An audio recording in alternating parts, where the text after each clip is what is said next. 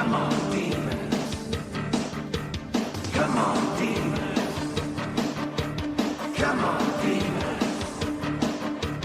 Come on, come on, come on, come on, demons.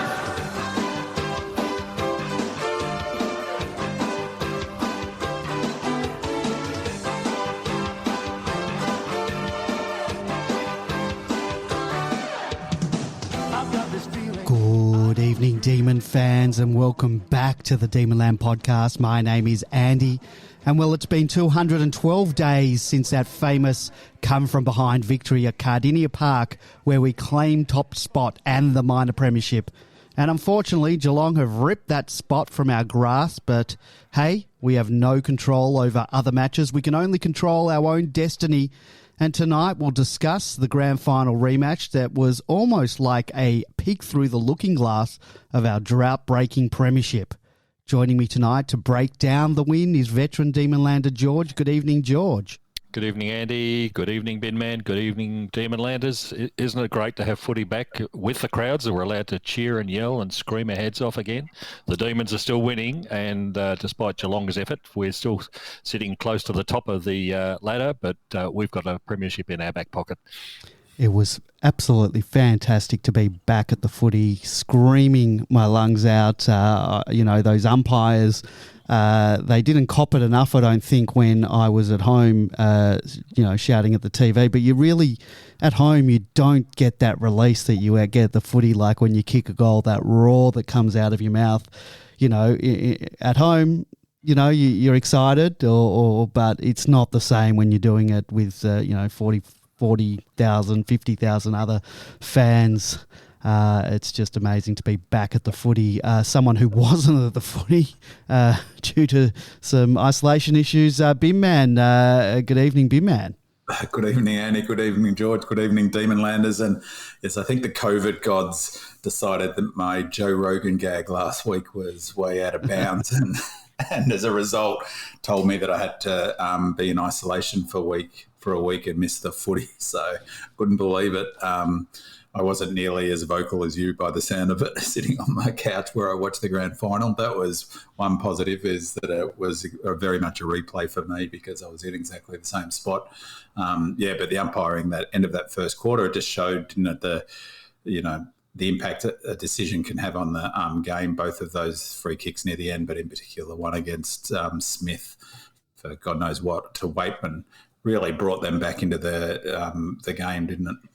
It did, and we'll talk about that in a minute. But it's you mentioned you watched the game from the same place that you watched the grand final, and as I mentioned in the intro, it was a funny sort of match in that it was almost mirroring our grand final, almost right down to the quarter-time score, that if not for the dodgy free kick, as we mentioned to Waitman, and more on those free kicks later, the mirroring didn't stop there. We were almost, it almost had the same momentum swings where the Bulldogs wrestled control back from us with 8 unanswered goals before we wrangled back control, ultimately winning the match like we did in the granny. And to top it all off, the Norm Smith medalist, Christian Petrarca, was once again BOG, and incredibly, his stats were a reflection of his grand final stats. Exactly, weren't they? Amazing. Yeah, it was incredible. In this match, he had 38 disposals, 9 clearances, 11 inside 50s, 13 scoring involvements, 869 metres gained and 2 goals. In the granny, he had 39 disposals, 9 clearances, same, 11 inside 50s, the same, 15 scoring involvements, so 2 more than this week, and 896 metres gained, almost the same, and the 2 goals. It was almost identical, and they chose not to do anything about him. Exploding. I watched on Fox Footy, the joy of sitting on the couch is seeing 4 ex-footballers talk about the game afterwards, and the fact that they didn't put any time into him or tag him almost exploded. Gary Lyons, 1990s brain, and Bucks was pretty much saying, look, tagging is not a modern phenomenon. Gary, so get with the program, but it does. They were certainly left alone to do his thing, wasn't he? Absolutely, he was. Let's move on, and we're going to talk some positives. I'll go first. Oh, actually, sorry, Big Man, were we going to talk tactics first before we go on to the positives? Just really briefly, I thought that that we might have just a really quick sort of thought about tactics each show, just to sort of not really go into it, but just something that I noticed. And one of the things that tactically, I was wondering for Melbourne, what the Doggies would do in order to change something tactically to beat us, because, it's a bit of a modern sort of cliche, I guess, that teams say, we'll back our system in to beat the opposition. Certainly the D's do that. Goody's very strong on that. I've never heard the word system more than I have in this off season. But the jury, like the data's in, isn't it? The dog system isn't going to beat us. So they're going to change something to change that up. And I think a thing for Melbourne that's really curious is that, to beat oppositions sort of tactically, the sort of go-to thing over the years is, ever since footy started really, has been to deny them scoring opportunities and to slow their scoring down. It's a real problem for against Melbourne, because we're I think it was underrated last year with all the emphasis on our defensive structures and system, is how dangerous we are on offense, and that's going to be a real problem for opposition, particularly with starting off with Benny Brown in the team right from the get-go. So I was really curious to see, what the Dogs would do, and I think to beat us, teams have got to score a minimum of 85 points. So that means they've got to generate enough scores to get there, because they're not going to keep us under 80 to 85 points, I don't think, teams. So we can, conversely, keep teams, up under 70 points, 65 points. I think I remember last year reading or hearing that their aim is to keep teams to 60 points and under. And I think from memory, the average last year was around 61, 62. So they met that. And I think opposition teams just need to generate score, and in particular the Dogs. I was really curious. They got going in that, just like the grand final, and they scored in bursts. One of the things that they did in that second quarter, in the first half of the second quarter, that was a bit different tactically.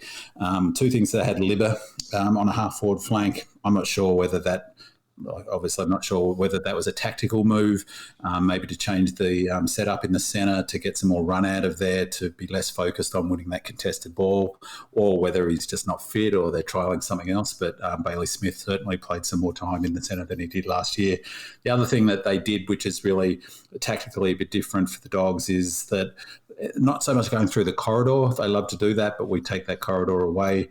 We also stop switch, and that's what the Dogs, that's their go-to ball movement, is to switch it and take it down the opposite thing. They can't do that against us, but a few times they went diagonally across the centre, and their goal that Crozier kicked was a really good example of that. They came through and kicked on the 45, basically across the centre square over the top, and fed it out to Crozier, who ran into space and to kick the goal. And so I thought that's just something to watch whether they do. And then they kept on they tried sort of variations on that, and as we upped our pressure, we caused turnover, and we ended up, I don't know, and you probably have got the numbers, but we scored really heavily on turnover, and that's because it's so dangerous to try that. They weren't hitting their targets. So just on the other, it was really interesting watching other teams. So it seems like everyone's now got on board with the territory game and the contest game and winning the aerial contest, bringing it to ground. That's the Melbourne way. We borrowed that from Richmond, and to a lesser extent the Doggies. And that territory game, though, I really noticed a bit of a difference. Other teams were doing it. Carlton did it. Collingwood did it. Most notably of all, the Cats did it. And I think that's a really good move from Scott to bring that in, because they've got a team that it actually suits. They've got the lead-up forwards who can bring it to ground. They've got really strong mids who can win those ground ball gets. The difference those other teams did is they use the corridor a lot more than Melbourne did. I mean, we use the boundary line so much, and it was again evident in this game. So I wonder whether opposition teams have borrowed that territory and win the contest from the Ds, but maybe they're thinking the way to unlock the sort of scoring capacity we need to get to be able to roll the Ds and get a score on the board is to be more aggressive and go through the corridor. Well, we're definitely not doing that, but yeah, so something to watch whether that's just the way they like to play through the corridor and whether that will work with Melbourne. But tactically, teams have got to find a way to score. 12, 13, 14 goals against us to have a realistic chance of beating us. Turnovers, they had 83 more turnovers, but we scored, our goals from turnovers were 10-8, and they were 5-4, so it was double. We doubled the amount of scores off turnovers than they did. And there was one real example that was a critical point in the game, and they were being aggressive with their kick. They were looking in the corridor, and I forget the fellow who kicked it, but it was the one that Spargo just got up and reached up and did enough to tap the ball down, and then we swept it forward and kicked a goal, and it was game over from that. And I guess that's the double-edged sword of, being aggressive through the corridor, trying to sort of create space, because you turn it over, and we're really good on the turnover. The other thing in that Crozier goal, it's really unusual because he had space to run into and he got it on the outside, ran for 5 metres and offloaded from inside 50. I wonder whether that was in the second quarter, and maybe we hadn't quite balanced up from having Salem out of that back half. So, it was really unusual not to have players in front. But I think teams have got to look at that sort of aggressive ball movement to get through us. You can't get around that used to be the way you get around a zone, is to go around it. You've got to go through it now, I think. And we're such a good contested team, you can't physically go through it. You've got to pick your way through it, I think, with really good incisive kicking. George, anything you want to add? No, I'll pick up on Bin Man's point a little bit later on, particularly in relation to a couple of players. But, I have to agree with all of that. All right, so we're going to move on. We're each going to go through some positives from a team perspective, and then positives and negatives from a team perspective, and then positives and negatives from individuals. I'll kick it off. My team positive for me, the big team positive was our ability to do what we did a number of times last year, including in round 23 and in the grand final, and that was our ability not to panic and be able to reset from a 3-goal plus deficit and then still go on to win.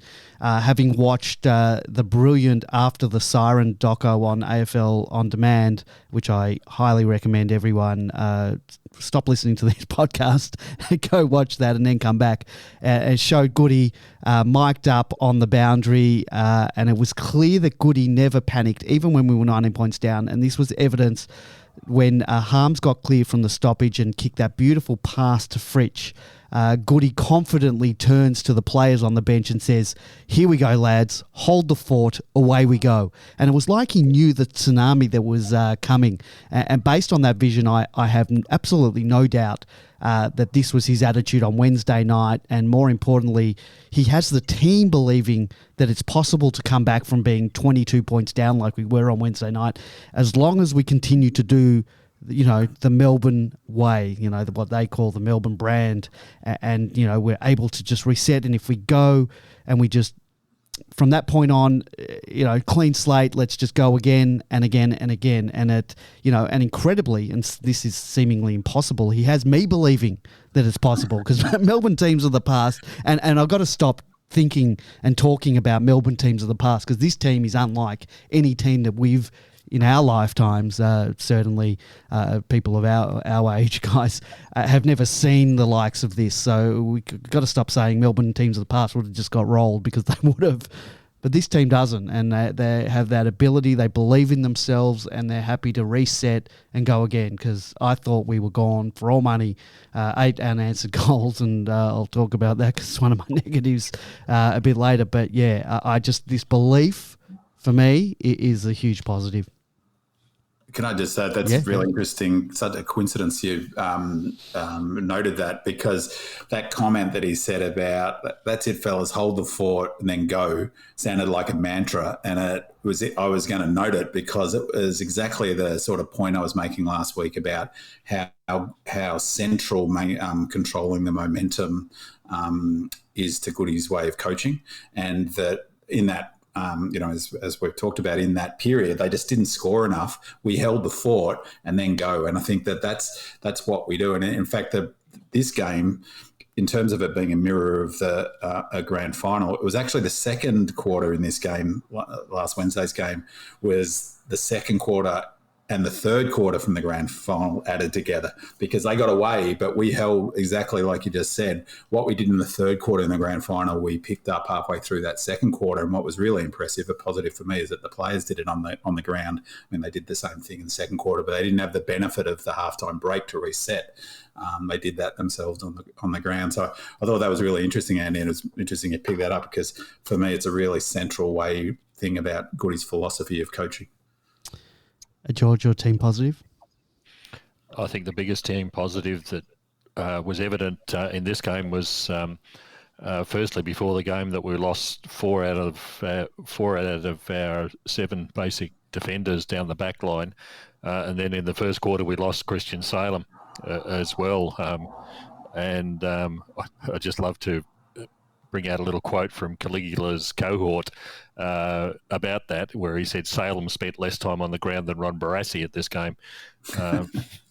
But losing, if you'd said to, Andy's just spoken about Melbourne teams of the past, if you'd said before the game we're going to lose Rivers, Lever, Petty and Hibbert, not available, and then Salem's going to be out in the first quarter, you know what the result would have been. But the real positive was that Smith and Tomlinson coming in just slotted in beautifully to the team system. It wasn't about individual players. They were there to play the team system. So not only did it help us out in this game, it's going to help us in the future, because you don't get a spot in this side unless you can play your role and fill the needs for the whole team. So they just did brilliantly. Unfortunately, the loss of Salem, I think, really threw us out. Because T-Mac had to be pulled from the forward line, and I think it took us a quarter or thereabouts just to reset the whole thing. Despite what's been said, T-Mac hasn't trained down the back line to any substantial amounts. Smith and Tomlinson have been the whole season and getting used to playing alongside the Mays and the Levers. So T-Mac was a break the glass in case of. I don't know that we'll see that again, or wait and see when the teams come out this week. I don't think Hunt was as great a contributor as what someone like Hibbert would have been. But we'll wait and see again when the teams come out. But yeah, when we're left with a back line from the grand final team consisting of Bowie and May, you'd be previously worried, but we were as ruthless and as defensive and maintained our systems right through that whole period, and eventually it just wore them down. They couldn't get through. Nothing changed as far as the Melbourne team was concerned for the Bulldogs. Big man, how did you see it? Obviously, we're down in personnel in the back line, particularly that premiership winning personnel that played throughout most of the year, with a good chunk of them out of there. How did you see us sort of adapt, and did we play a similar way to what you saw last year? George is spot on. It took them a little while to balance up, which is why that sort of period where they got on top, but also where they were able to cross diagonally a bit more than they've been able to. That's a bit of a question mark on that. Was that because we hadn't reset properly yet? So I think George is spot on, and it coincided, of course, with that, the blinding start that they had in the first 10 minutes of that second quarter. Interestingly, with T-Mac, Goody said in his presser that the plan pre-match was always to put him back if they lost a defender. It was curious, that they'd been thinking that. So I wondered whether there was. Salem's injury was a contact injury, so just bad luck. But he was pretty heavily strapped. But it was interesting that they said the plan. But I presume that my assumption is that the reason that's the case is because Bedford was was the sub, and I'm guessing that Lever was never going to play that game. That was a bit of subtle ducks and drakes from Goody, I reckon. Well, he got injured on Sunday, wasn't it? Mentioned? Yeah, but he got named in the team, injured on Sunday. Well, that's what I mean, yeah. He wasn't. And snapped his taught, whatever, I'm not sure what the language is. He's plantar fasciitis. Yeah, so he didn't do the Harvey jump off a table and do it, but apparently, it's a good thing to snap that. But he did that on Sunday, so realistically, he was never going to be playing. I thought that was quite funny from Goody, because he's not really a game player, is he? So I think the fact they brought Bedford in, it's really an interesting decision to bring him in, because he's really not that ideal for a sub because he was only ever going to play as a small nibbler style running forward. Like he's obviously got a great tank, and that's the role that they played him in. So if you put him into the forward line, you've got to take someone out. That's T-Mac. So as I said, Goody said before the game that, in the presser, that the planning was always if a defender went down, T-Mac, pretty much, I guess the assumption being any defender, because Salem it's obviously not like for like, that T-Mac was going to go back. I actually thought he played great back there. But yeah, George is 100% right. It balanced up. It took them a while to reset, but then that system, and I think it's a real positive going forward into for the rest of the year that it's proof that the system works, isn't it? So yeah, I agree with that sort of analysis from George. For me, the big team positive was the kicking. I thought the kicking was just brilliant. Coming up to halfway through the second quarter or something, or maybe it was the end of the first quarter, it was something like 82% disposal efficiency. And I think that's sort of in the category of what are the things that D's can improve. Kicking is still one of them. And watching the rest of the round, I watched quite a few games over the weekend just gone, and there was some appalling. I was actually said to a friend, how great is it to be, looking at other teams and going, God, they're terrible kicks. I love it. It's like there was so many turnovers. I think the other. And one of the other interesting things with that kicking is that Viney seems to have improved his kicking heaps. He seems to be going for less, and there's a number of players, Hunt, Viney, Langdon was doing it already, Nibbler was doing it already, but those three, Hunt and Viney in particular, are chipping the ball into space now rather than trying to drill it low and flat. They're doing these little dinky 20-metre kicks that allows the player who's running up to receive it to run onto it, as opposed to, and it seemed to be Viney had improved like markedly. And if he's one player, same with Hunt, but particularly Viney with the possessions he gets, if he can become more damaging in the way that Clary did last year in terms of suddenly being more damaging by foot, then suddenly that's where you get your incremental improvement. So that was a huge team positive for me. And probably the other one, again, reflecting on all the other teams, is I think it's really easy to forget that round one's a bit like the mid-season bye. Is you always get teams blowing up. Players have done big blocks of training. They're exhausted. They're a bit out of match practice. They've gone hard all summer. And so, always the standard drops away in the last quarter. Always there's turnovers.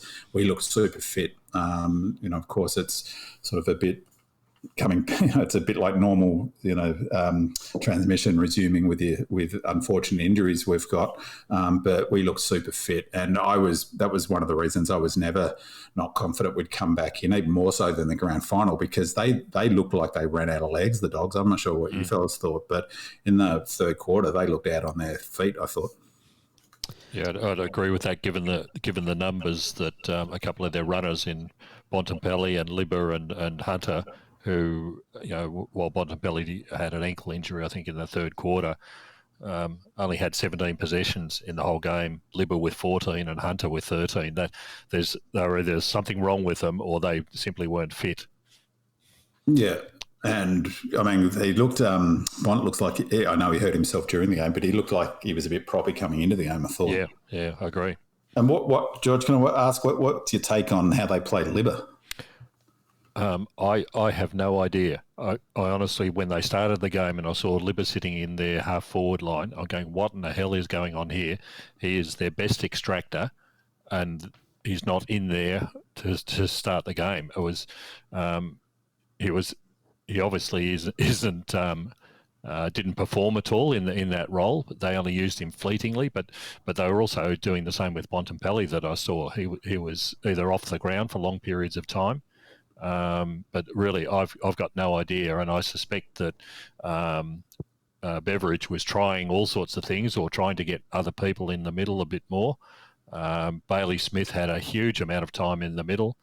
I think they even had Vandermeer or something ridiculous in there at the time. So trying to get miles into other people's legs, but gee, this is a grand final rematch. You need to make a statement and do something different from what you've been doing before. But I don't know that taking your best extractor out of the middle is the thing to do. It'd be the equivalent of us taking Oliver out of the middle. Yeah, I thought it was very strange, and that's why I wondered whether it was a tactical thing. But he didn't give them anything up forward, no. and he actually, his body language didn't look great. It's if he's not fit, why play him? So it was all a bit curious. And I mean, it was an 8-point game early on in the season. That's a big loss for him. I thought that's the other thing. It was a good win, obviously a good win for us to get, but it was a danger game given maybe the motivation. So that was a real positive. I thought that was a really strange move. So you Big Man, you were talking about kicking, and you said it was our disposal was excellent. However, I thought, and George will agree with me because I can see that that's your team negative, was our goal kicking. You want to talk about that? Me? Yeah, George. Yeah, the goal kicking was a replica. What I thought was that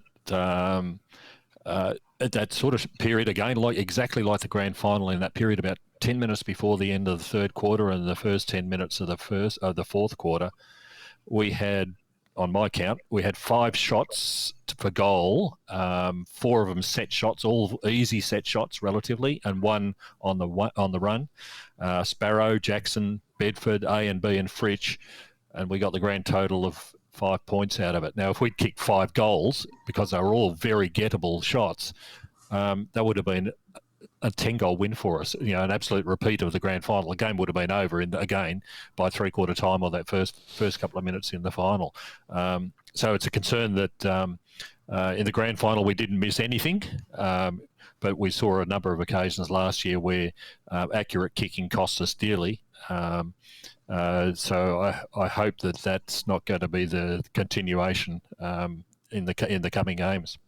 And added to that, George, there was, I guess in terms of, if you look at incremental improvement, Petrarca was just brilliant. And I loved the way in the second quarter he did exactly what, it's like your champions do, is he seemed to just say, all right, I'm going to insert myself into the game here. And perhaps that's where Beveridge missed a trick.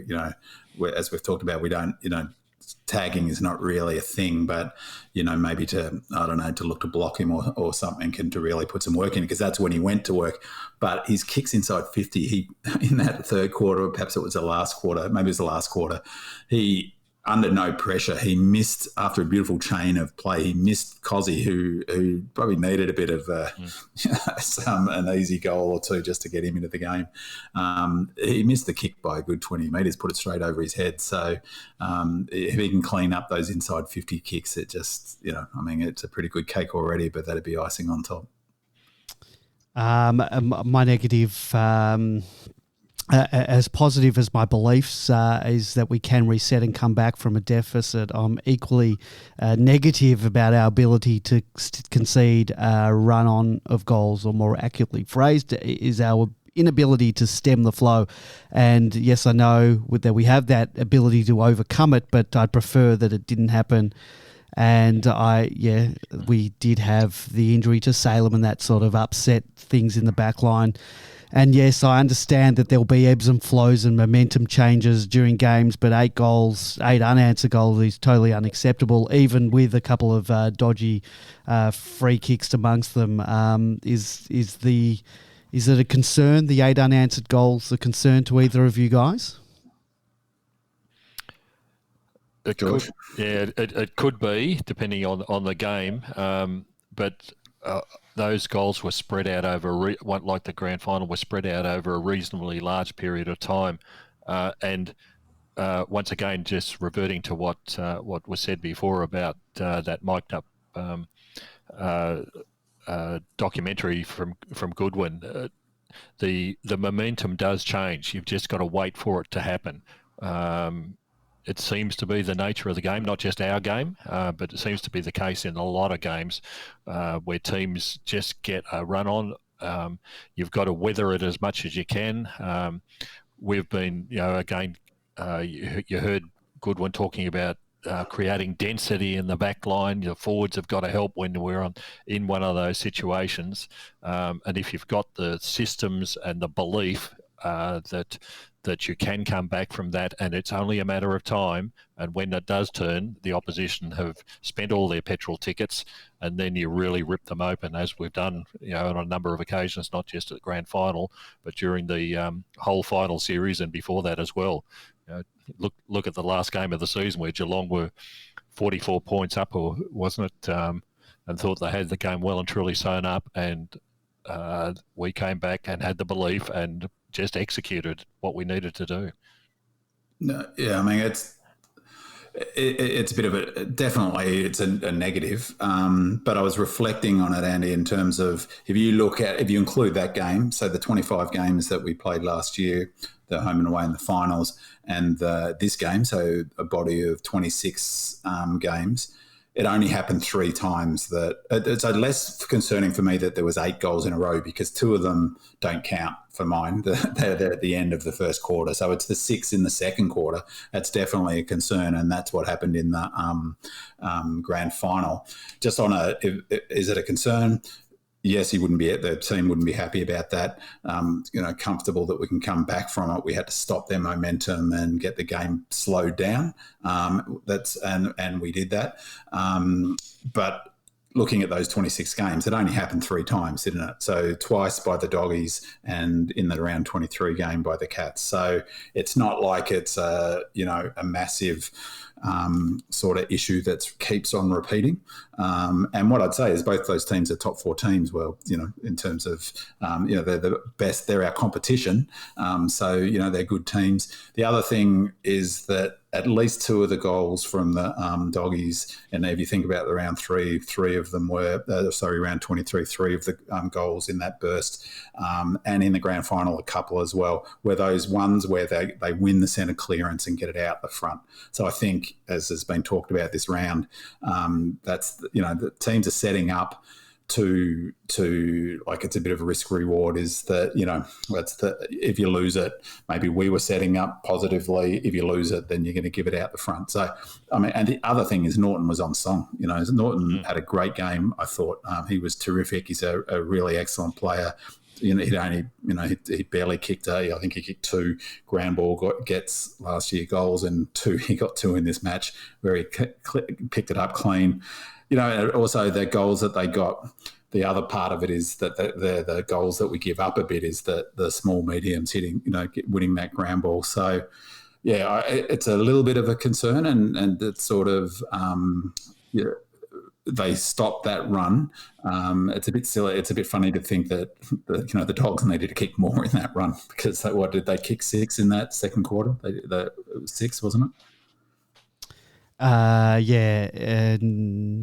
And once we stopped them, they didn't kick another. But it was 6 in the first 15 minutes, I think. Yeah, because they kicked 2 in the end of the first. Definitely a negative for this match. Is it a concern? They wouldn't want to do that too often, because you get more than, statistically, you get more than 4 goals down in footy. You don't win that often.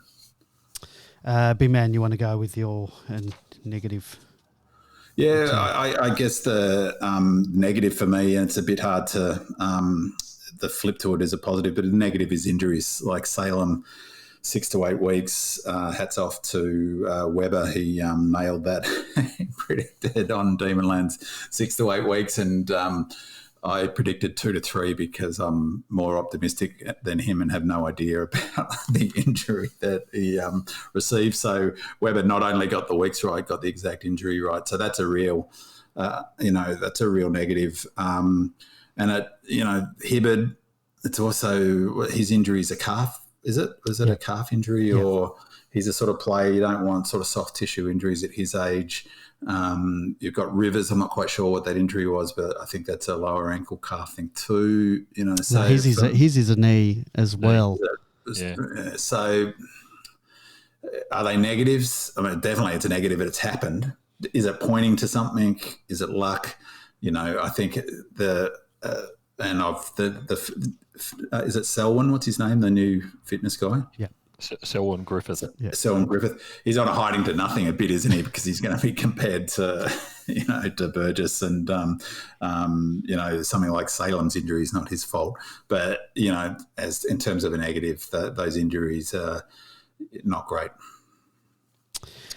Let's go on to some individual positives and I'll sort of back up what's been talked about already is just the makeshift backline. George, you'll be going into it a bit further individually, but for me, it was that ability, and we talked about T-Mac, that being able to swing T-Mac back, not have it impact our scoring. Very important. T-Mac slotted into defence very nicely. He affected a few spoils. He wasn't flying for marks himself, doing the team things. He also rebounded quite nicely a few times, showing off that athleticism off half-back. And most importantly, none of that was to the detriment to our ability to score, with Ben Brown's ability to mark and kick goals, and then Bailey Fritsch getting into the contest after half time. So, we've sort of talked about T-Mac already, so we don't need to go on too much about it. But yeah, I was really wrapped with that performance. And yeah, it's great to have that sort of up your sleeve. We've still got Ben Brown and Fritchie down there, and our small forwards and our mids kicking goals as well. So being able to put T-Mac back there, it's not going to impact our forward and ability to score. So yeah, big tick for that. Big man, you got anyone you want to highlight as a positive? Yeah, I mean, I'm a big Smith fan, so I thought he was terrific. I thought his intensity at the ball was great. His intercept marking was great.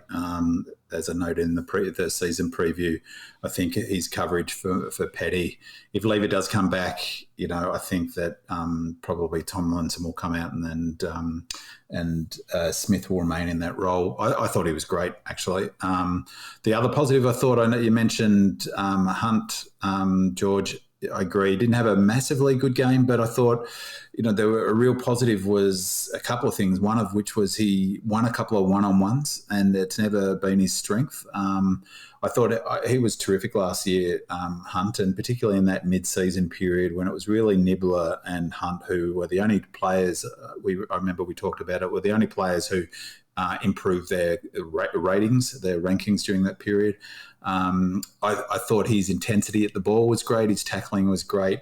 And as I mentioned, I really like the fact that he's been trying to sort of work on his kicking. If he can really get that nailed down, he brings something to the team with his run and pace that, is hard to, Rivers as well. But I really like him in the team, in that, especially through the home and away where, people will be tired early on and then you'll get to the bye and that'll happen again. So I thought he was a real positive. The other real positive is another player who didn't have his best game, but was Jackson.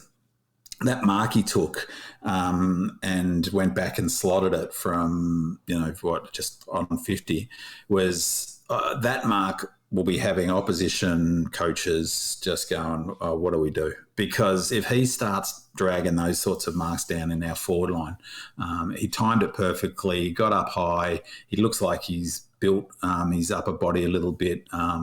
If he starts clunking marks and kicking goals, then, look out. It just adds something unbelievable to the mix down there.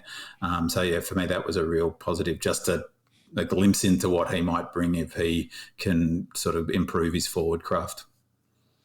It's a lovely kick at goal. The one in the granny, he's got a big long kick for goal outside 50. And another, he's a player, he's simplified his run up, so he kicked that off like about 2 steps.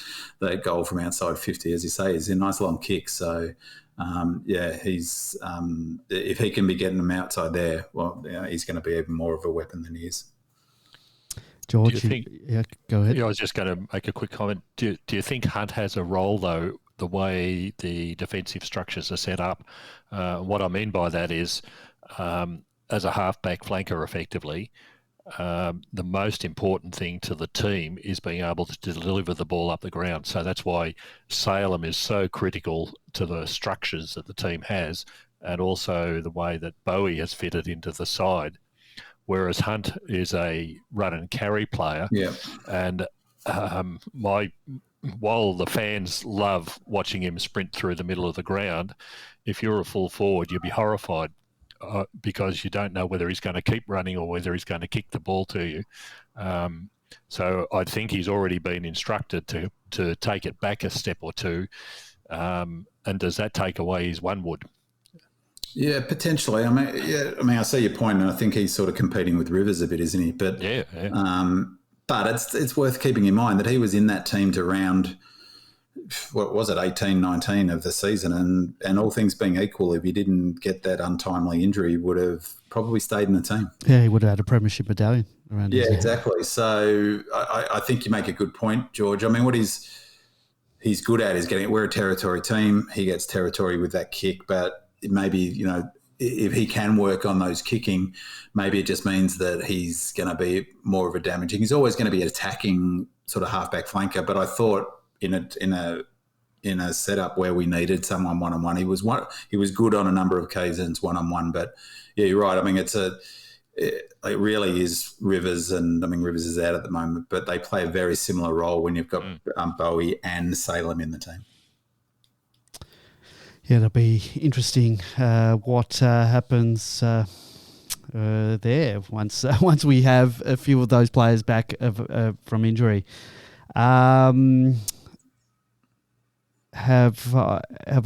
George, have you done your individual positive yet? Oh, the real positives for me have been talked about a little bit so far, and that's Smith and Tomlinson. I've talked about how they fitted beautifully into the team structures, but individually, vastly improved from what we saw last year from both of those players.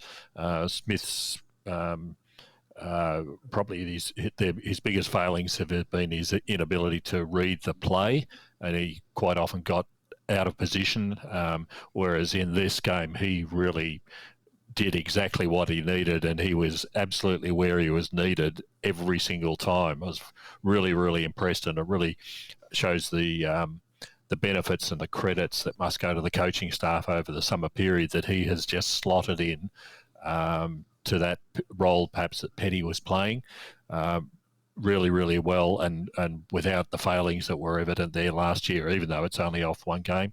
Tomlinson, the same sort of thing. The guy's been out for 10 months or whatever of playing football, and again he's fitted into that role just seamlessly in this game. So really impressed with both of those. I think it's also interesting that between the three of us, we haven't spoken about these blokes called Petrarca and Oliver as being positive individuals, and it's a nice position for the club to be in and for us to be in, that we can talk about the other players in the side when we've got two absolute superstars in the middle just ripping the game apart at will. Just on Smith, I think that sort of idea that he's, you know, maybe not a great footy IQ. I mean, that's a reasonable comment about him, but I think it's exacerbated a bit when you go back into a defensive system that is so, you know, like everyone needs to know what role and where they are in relation to other players and all of that stuff, and that must take time to develop. So I wonder whether sometimes that's sort of where he's got caught out of position in the past a bit is at least partly to do with the fact that you know, he's a player who's, you know, trying to get used to a system that he hadn't, you know, he'd only played 2 or 3 games last year in it. And maybe it takes, in addition to his, you know, he hasn't played a huge amount of footy. In addition to that factor, there's the sort of getting used to the defensive system. And he's had the whole preseason to practice that. And I think that, you know, it showed he didn't look out of position once really in this game. And geez, he looks fit as well. That's the other thing. I guess we can move on to some negatives. I didn't really have an individual negative for the night. I'll use my allotted space to pot the umpires since the players are not allowed to. You know, once again, free kick Bulldogs, lopsided free kick counts made worse by gifting a few goals to them, and you know, and I've got my old favourite complaint of free kicks not paid, that non-stat.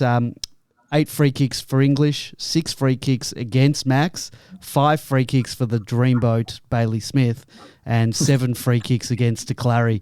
The count at the end was 30 frees to 17, and including those 2 howlers that cost us 2 goals, and that was, of course, the Waitman one. I don't know.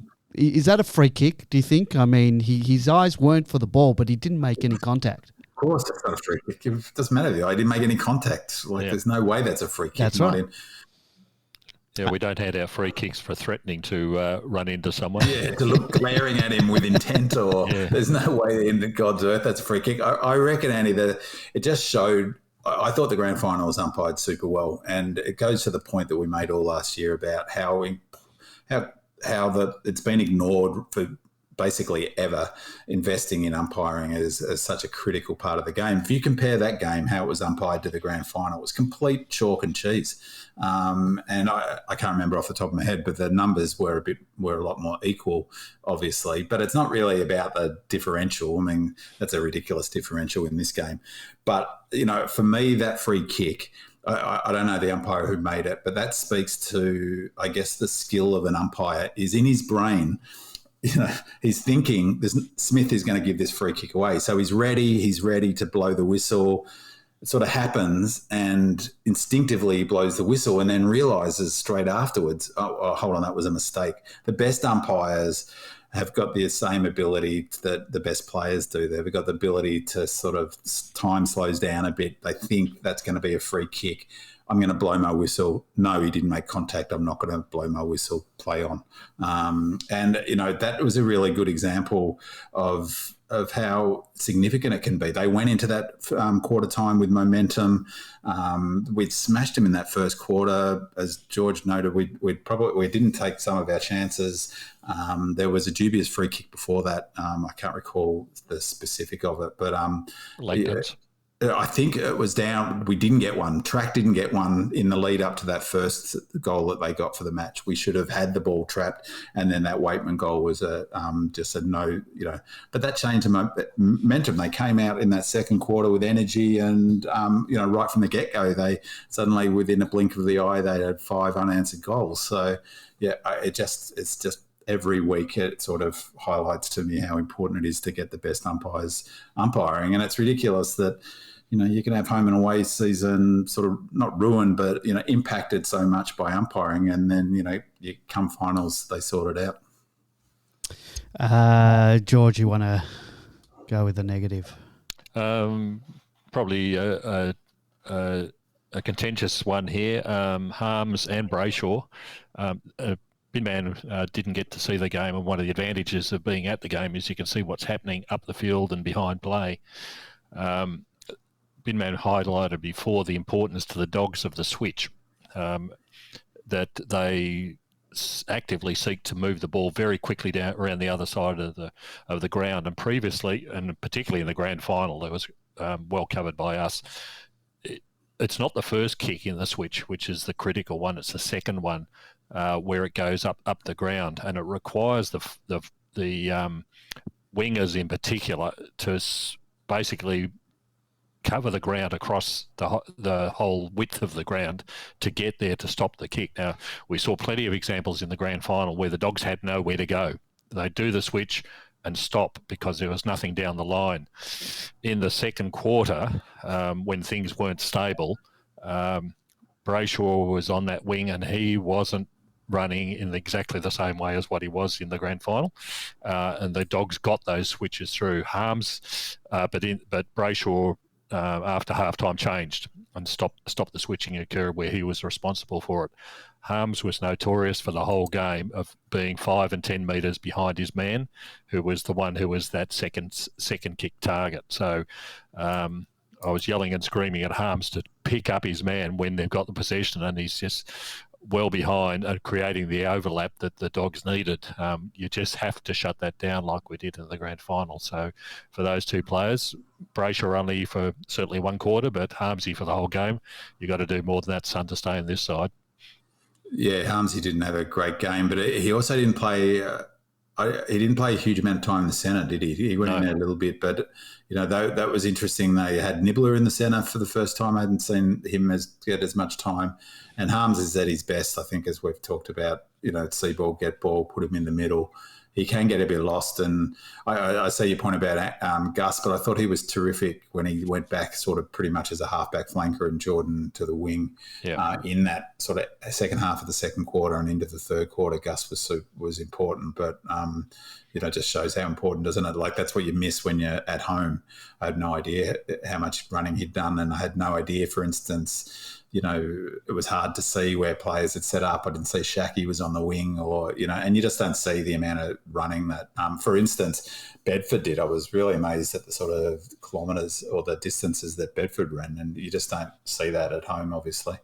My negative was, again, it's, negative using that advisedly, but I didn't think, he was neat with his kicking, but I didn't think Bowie had his best game, and he's now won he's played 8 games and won he's played 8 and won 8, and I don't want to be too harsh on the young fellow. He's obviously at the start of his career, but he hit his targets. He was pretty neat, but I didn't think he had his best game.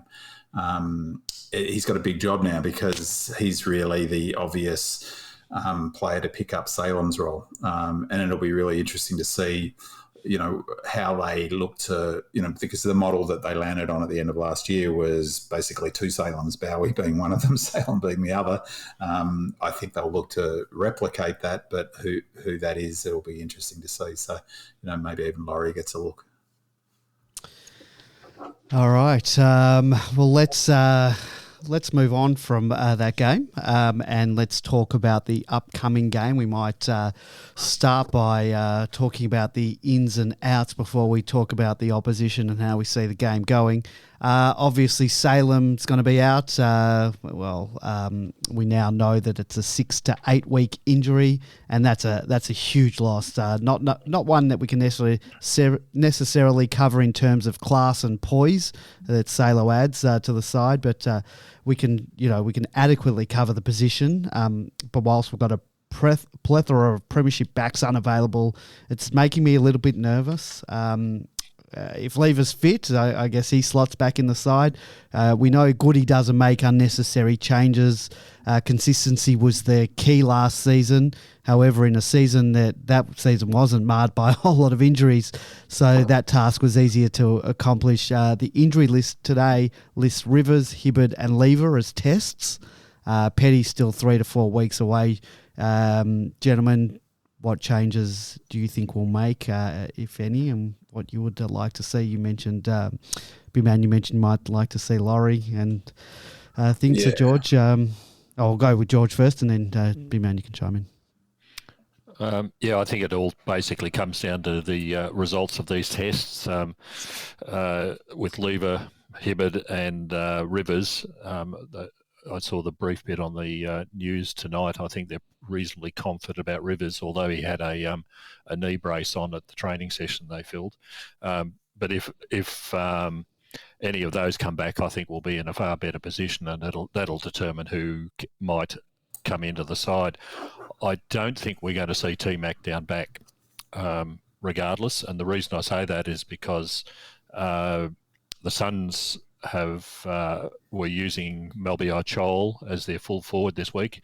Ben King is out for the season, so they don't have the same big marking back forwards that perhaps even the Bulldogs with Norton did.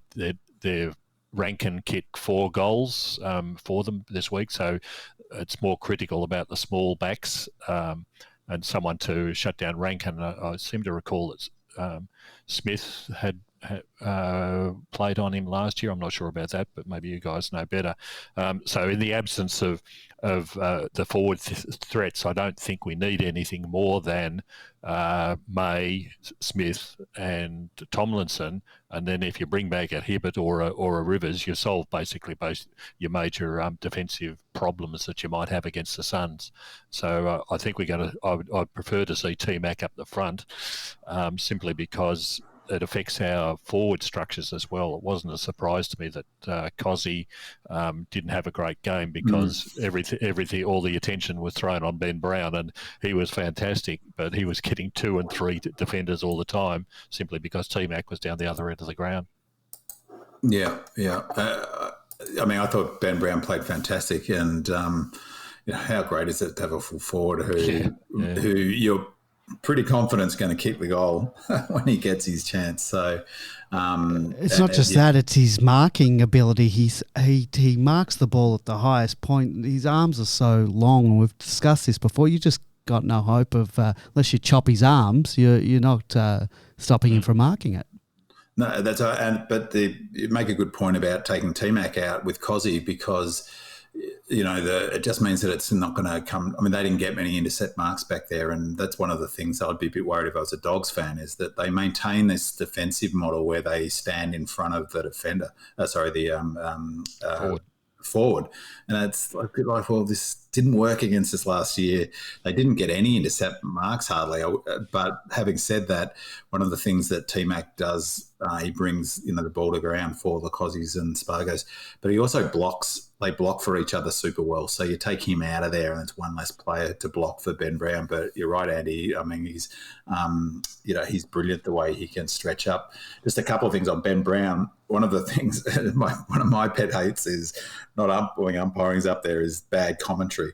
And you'd reckon professional commentators, part of their job would be to, it's not very difficult seeing the game is on KO to watch all of the practice games.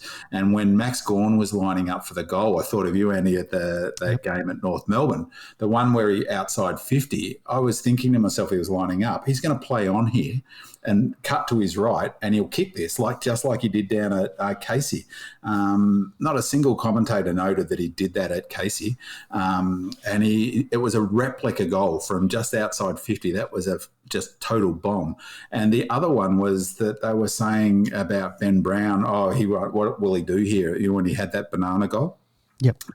That's so unusual for him, and like he hasn't got his run up. What will he do? Blah blah blah blah blah. And again in the practice game against Casey, he bananaed 2 through, didn't he? At least one, and another one he snapped around his corner. Both of which he never did last year. So he's added those 2 tricks, and we saw them. Yes, just as an aside, I think in terms of selection, what we know about Goody is he's wedded to the philosophy of reward the incumbents. A big challenge for us this year, as I talked about in the last podcast in the preview, I think is keeping the sort of energy at the right level and not getting too sort of up and building that emotional energy, and have it peak come finals time, peak in particular prelim and grand final. It's a long season, 23 games. I think because he is wedded to that philosophy of incumbency, we're likely not to see many changes, but the positive of the injuries is that gives him the opportunity to reward Bedford again. It gives him the opportunity to keep Tomlinson in. It gives him the opportunity to keep Hunting and give him another run, and to let Smith bed down that position. So I suspect that they won't take any, there will be no, in this next period of time, there'll be a few players out, general soreness. If there's any question mark whatsoever, if it's 90-10, that someone like a Lever, there's every chance he won't play against the Suns, I think. You avoid the travel.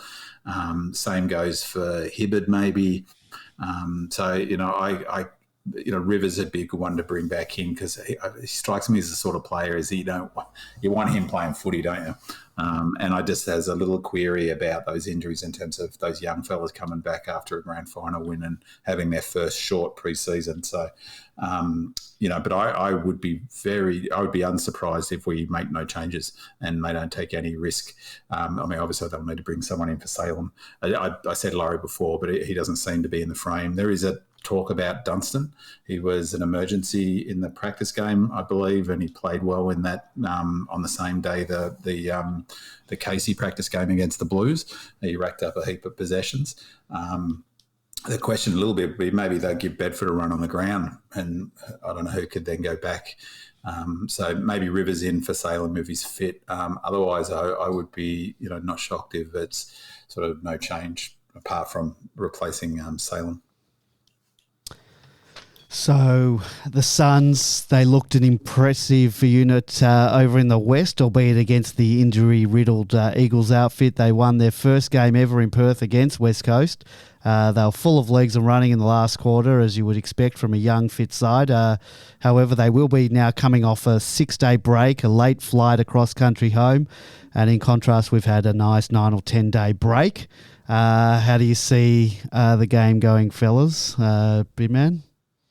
Well, I actually watched the first half of that game, and I've started my tipping terribly. I got 3, and that was one of them. I was sort of, surely they'll win at home, but I certainly underestimated how bad the West Coast were impacted by COVID and the injuries, and I mean, it's a shocker. So I didn't see the last quarter, and they kicked 8 goals in that last quarter, I believe, didn't they, the Suns? Yeah, 7 or 8, yeah. Yeah, no, it was 8. Yeah, it's 8 zip, almost eclipsing our 2 best non-Victorian team scores over in quarter scores over at our Fortress. Yeah, our Fortress. So I didn't think they were that impressive up to half time. So obviously they got on their bike and were more impressive in the second half. But if they look like I watched. As I say, up to half time, they look gas already, the West Coast. And I can't believe how out of shape Nick Nat is. I mean, it's like he was ranked. There was a discussion on Demonland about the champion data ranking, and he's ranked elite above Gawn. I mean, it's nonsense, isn't it? I mean, who would you choose between those 2 players if you're in the footy, you're in the primary school, and you had max choice between those 2, if not, for no other reason, in the huge golf and fitness. So how impressive the Suns were, I don't know, because I didn't watch that last quarter. We'll watch it actually before the game just to get a sense if they're playing. But it's their forward line doesn't really, without King, I think they'll struggle to put a score on the board. They do have Casbolt there. He's never really worried me at Carlton, but seems to always kick straight against us, funnily enough. We're almost past the point where we can say about the D's, player X like Bruce is, he always kicks a bag against us, even if that actually doesn't hold any truth. Rankin is the sort of player that we do struggle with, that sort of medium forward. I hope they don't put Smith on him. Smith, it'd be a perfect player for even Chol or, and you put, I mean, presumably they'll play, where did they play Casbolt, up the ground or out of the square? He was named at centre-half forward. Yeah, so maybe, I mean, even a Smith could take him, or Tomlinson actually. Tomlinson's perfect. Yeah, he's the perfect matchup for him. I'd rather see a Hunt on Rankin, or even might be exposed a little bit, because I want Smith sort of that intercept marker. That's his go, I think. So Rankin, that's good that he's got up and going. He had a shocking season last season.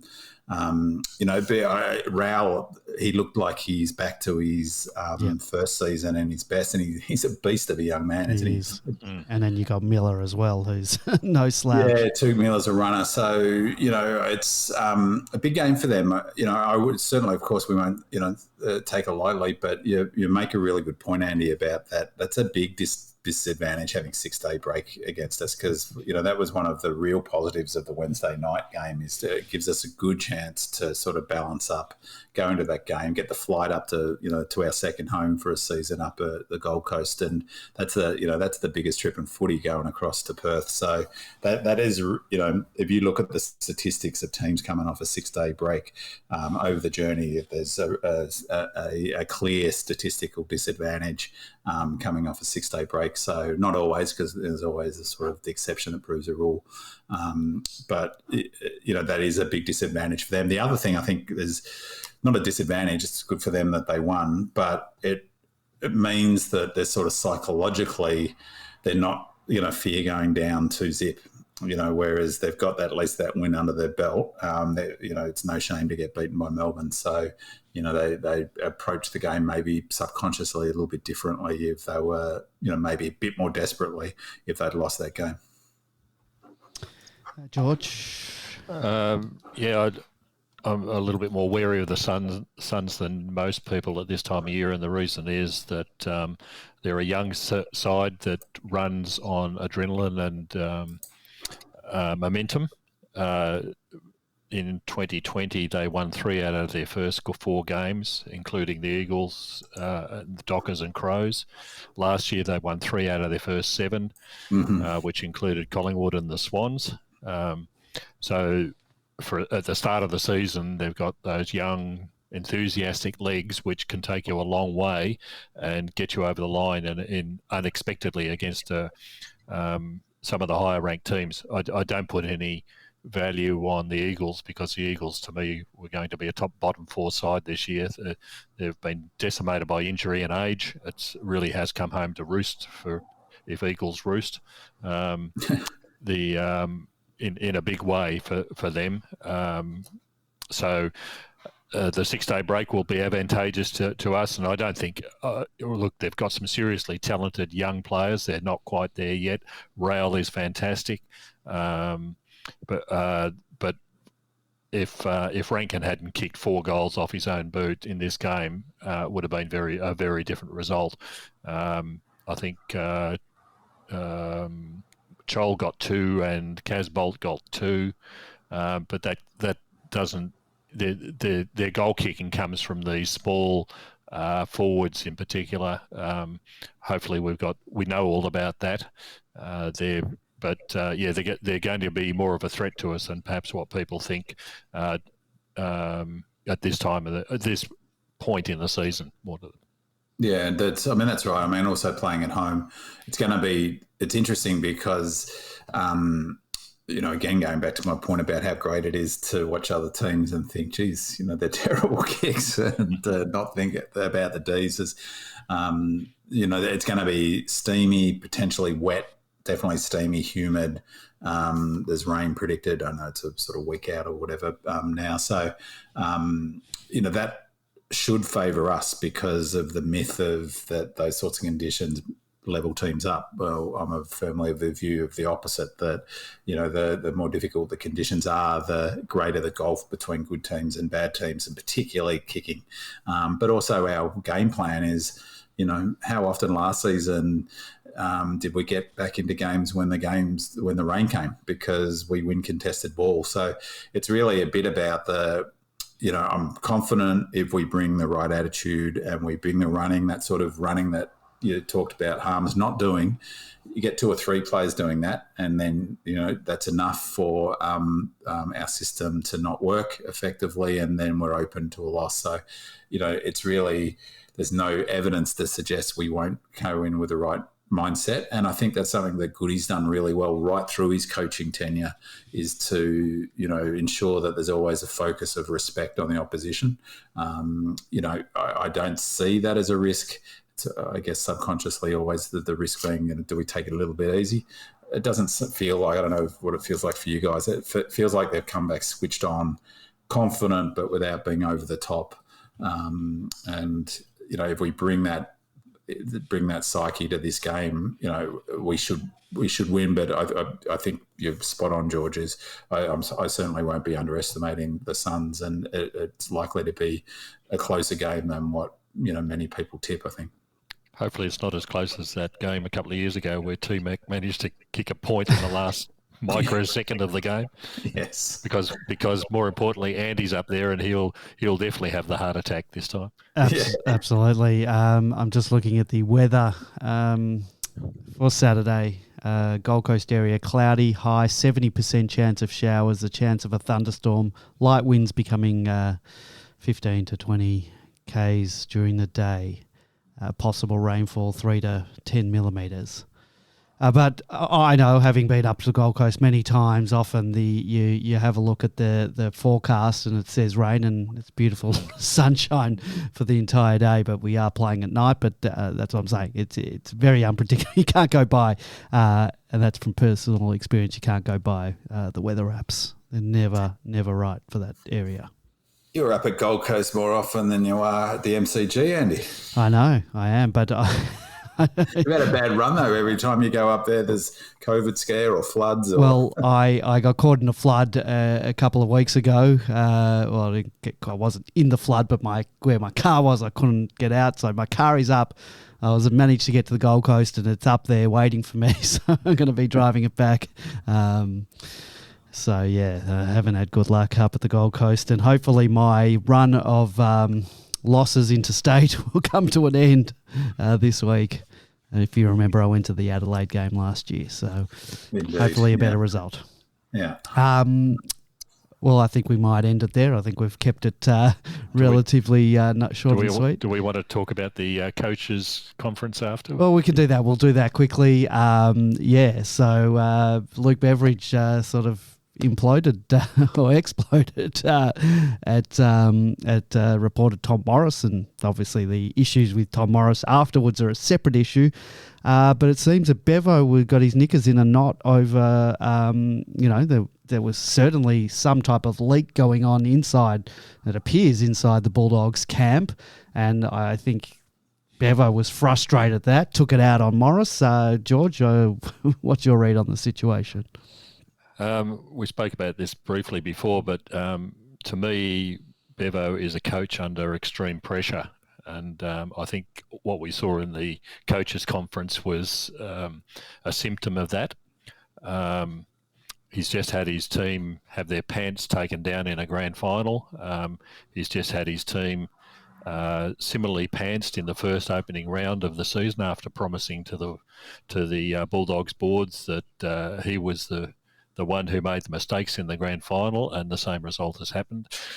I also suspect that Bevo's record isn't all that great when you look at it, that he won a premiership in 2016. That's 5 years ago now. Never finished top four. Never finished top four. 2 of the years didn't even get into the finals. 2 of the other years where they were eliminated in the first round. Get to your grand final, like I said, have your pants taken down. Now, if I was sitting on the board of Footscray Bulldogs, you'd be saying, this is probably your last chance with this mob, because you're not proving to, you might have got lucky, you might have been talented enough to get the premiership in 2016, but you really haven't done anything since then. How long is this going to continue? So anyhow, I'm not quite sure what was going on, but that's just my reading of the situation.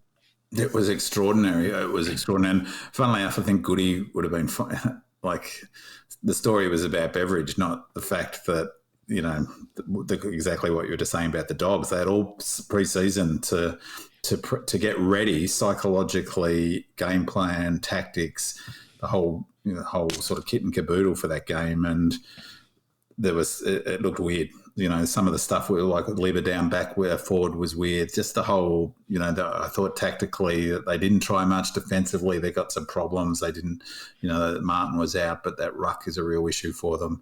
My gut feel is that the issue of the selection thing was just the sort of ruse. There was a lot more going on underneath. Yeah. And I suspect that the axe to grind is pretty sharp. That Morris has crossed Beveridge, and there's other stuff that's unreported that maybe will come out in time, because it was well and truly out of balance to a selection thing, particularly given the weird, all of that fun and games with Hunter in and Hunter out, and Joanne. I mean, like, all of that was ridiculous, I thought. And so he sort of played into it, if anything. So that's my vibe is, and I actually think that Morris getting sacked is connected to an extent, because I wonder whether there's, maybe Morris has disclosed, I'm not sure, some stuff about the team. I don't know, but it was something deeper than just the Hunter, leak, so to speak. But I agree, George. He struck me like even if there was, still struck me like a guy under pressure. He was edgy right from the beginning of that press conference. He wanted to get rid of the footy because it was blocking. Yeah. He's got a T-shirt or his shirt full of advertising slogans and a whole board behind him of advertising slogans. He's wanting to get the McDonald's footy off quite a performance. Yeah, but that also could have been, he would have seen Tom Morris in there, and that probably got his goat up. He was storming. The other funny thing, just as like I didn't hear it, but apparently in his sort of rev up, his speech to the board or whatever, he was channeling, talking about Che Guevara and being revolutionary. I think he's picked a sort of historical figure that at the end of the day didn't do so great. So it's like he might have picked someone more, who's got a better win-loss strike rate, I would have thought. Yeah. Yes. Andy, your thoughts? Look, I think he saw Tom Morris. Already blood was boiling. Then when Tom asked him that question, he's exploded. But in the end, I think he's a genius because he's managed to take all the heat off his team. Everyone's talking about him. The best thing for us is no one's talking about us, which is fantastic. I'm happy for us to slide under the radar for as long as possible. Let no one think about us, talk about us. As much as I love hearing everyone say how good we are, I'm quite happy for us to go under the radar for a little bit longer. And just on the reverse, it was funny because Goodwin went first. I'm not sure. I can't remember if that's the orthodoxy. Does the winning coach always go first?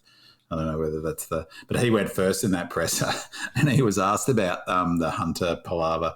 And he just laughed. It was, it's like, whatever. I don't really care about, the ins and outs. What was funny is that as I said before, I'm positive that he was playing some ducks and drakes with Lever. And because he doesn't do it, it probably had the effect of throwing Beveridge's plans a bit sort of out of whack. So, I think you have to play with someone like Lever out and in terms of how our defence sort of sets up. I think you do have to play a bit of ducks and drakes with that. But it's so ungoody, isn't it, to do that? And so he might have actually landed a little bit of he might have out-beveraged Beveridge with with that change. So he seemed to have a wry grin about it, and he seems in pretty good form now, could he? Seems in a happier place. He seems in a happier place. Like we all are. Yeah. But just for anyone listening who hasn't watched that show, it's on AFL. Sort of got this beta thing about AFL on demand. So, but basically, you can access it via their website. I forget what it's called, something the whistle or the siren. Sound the alarm. Sound the alarm, and so it's 4 quarters. Both of them mic'd up, but by the end of the game, there's no miking up of Beveridge. So I have it progressively becomes the Goodwin show. I have been told that Melbourne gave almost everything. They get final say of what gets put on. So we gave pretty much everything except some tactical things. Obviously, there's things that are said that we probably don't want other teams to know about because we're going to use it. Yeah. Apparently, the Bulldogs gave virtually nothing. What you saw is what they allowed. Right. Apparently, Beveridge went bananas. There was reports of him going bananas in the coach's box in that game just gone. So that's probably other sort of coming. He was pretty angry coming into that presser. But yeah, so if you haven't, it was everything that I'd wanted actually in the Fox documentary, and it was just terrific. And as George noted, and you, Andy, as well, it was actually really interesting, that thing about density, and I was trying to work out what he meant by that, and just the sort of, as you said, hold the fort and go. All of that stuff was, I thought, fascinating. And so if anyone listening hasn't watched it, as Andy said, I can fully recommend it. It was terrific. In fact, I'll probably watch it again. I enjoyed it so much. It's fantastic. I'm waiting for it to get up onto YouTube as the AFL have done for all of it, so I can then link it properly on if you go to demandland.com/premiership, you can see all the videos, all the game with all the different commentaries, all the after-match interviews, all the goals from the match. There's a whole plethora of links and stuff that you can watch and enjoy forever. Well, as long as YouTube stays up and society doesn't collapse, it'll be up there for you to see. As long as there's a couple of linked network computers still running, hopefully we'll be able to watch that forever and ever and ever. That's probably what's going to last, Andy. Well, hopefully, as long as Demonland's up and running when we're living in a nuclear holocaust. Right. Well, enjoy your holiday up to. All right, boys. We've kept it under an hour and 20 minutes, so I think that's a win for us. That's a win for us. The new muscular, tightly controlled Demonland podcast. Yeah, we're attempting not to go 3 hours. We want to try and keep it concise. We'll try and... I almost had it an hour and 7 minutes, but George brought us back in with the Bevo talk. That's fine, George. I don't mind. I love talking about the D-cell talk forever. We're trying to keep it a little bit more concise for everyone so you can manage it, you're listening. But guys... we can't promise there won't be a 2-hour a grand final, wrap up.